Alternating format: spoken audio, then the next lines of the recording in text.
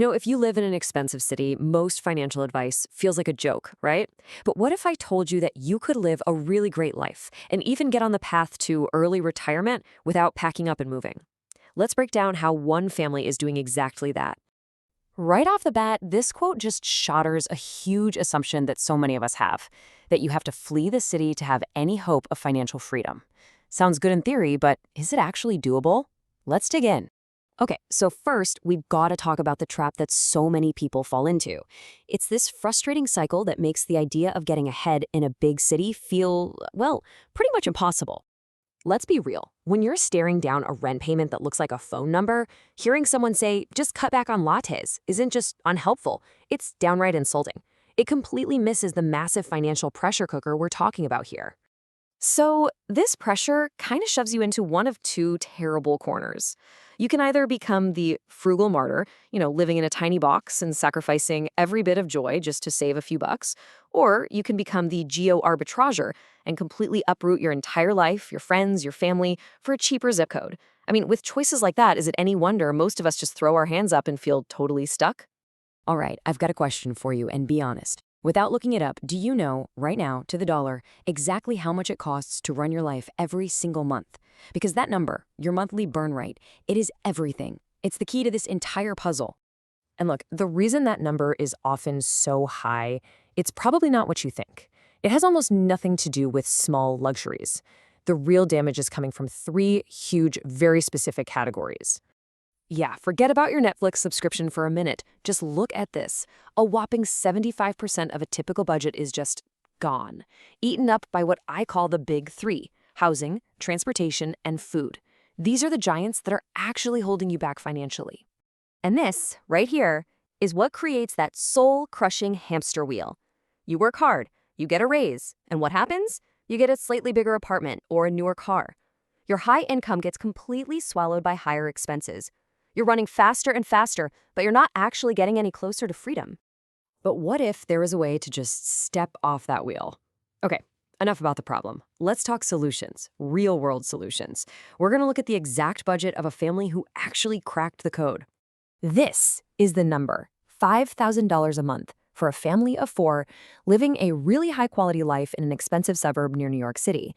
Just let that number sink in for a second. The immediate question is, how on earth is that even possible? So here's the secret, and it's not some crazy complicated life hack. It's all about owning their foundation. Notice something? Their house is paid off. So that huge housing cost is just taxes and insurance. Their two cars? Owned outright, no car payments. They basically perform surgery on their budget and cut out all the debt from the biggest expenses. And that right there is the big takeaway. This is the whole game. The path to real financial freedom isn't just about earning a bigger paycheck. It's about using what you earn to own the things that form the foundation of your life. That's how you finally break free from that cycle. Okay, I know what you're thinking. A budget like that? It's gotta be miserable, right? Just a life of total deprivation. But when you actually look at where the rest of their money goes, a totally different story starts to emerge. Well, let's look at food. They're spending $700 a month on groceries. And no, we are not talking about a sad diet of rice and beans here. This is for high-quality, organic, unprocessed food to make amazing meals at home. And you can bet they're not skimping on the kids. Another $300 a month goes toward their extracurriculars, things like dance, cool STEM programs, and swim lessons. But this is the number that just blew my mind. They spend $1,400 every single month on fun. I mean, come on.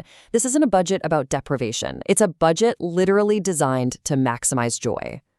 And this is what that life actually looks like. That massive fun budget. It covers all the streaming services, going to festivals, taking road trips, actual vacations, random Amazon purchases, the whole shebang. See? By locking down that foundation, by owning their house and cars, they've unlocked this massive stream of cash for the stuff that actually makes life fun and memorable. Okay, so let's zoom out for a second. This is an amazing story about one family, but what does it tell us about the universal math behind all of this? How does it apply to the rest of us? Well, it all comes back to a classic idea in finance, the 4% rule. The basic idea is pretty simple. Once your annual expenses are just 4% of your total invested assets, you can theoretically live off of those investments forever.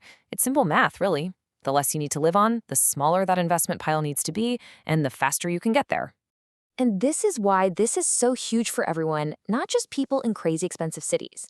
Okay, so this family needs $5,000 a month, but a family in an average cost area might only need, say, $3,300.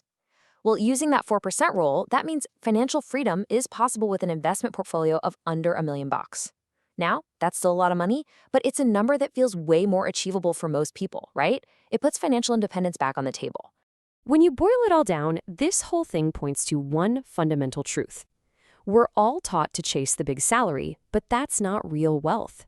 Real wealth, that's having total and complete control over your own time. So that leaves us with one last really big question. After seeing all this, what's your number? What is your price for freedom? And more importantly, what's one single step you can take, like today, to start chipping away at owning your foundation?